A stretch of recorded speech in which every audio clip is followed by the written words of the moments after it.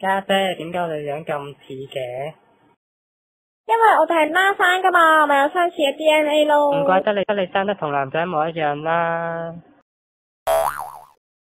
我唔要生似男仔啊！我要改變我嘅 DNA。傻女 ，DNA 點可以話變就變呢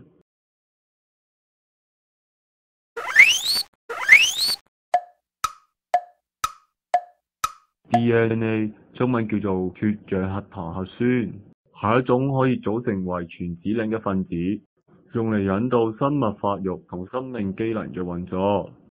入面包含嘅指令有助於建造細胞嘅化合物，例如蛋白質同埋 RNA， 而帶有遺傳信息嘅 DNA 片段叫做基因。除咗真正嘅同卵雙胞胎之外，每個人 DNA 都係獨一無二嘅，就好似指紋咁樣。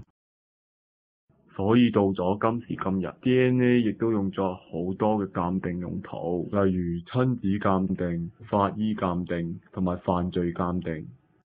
所以 DNA 喺科學上真係非常重要同埋奧妙㗎。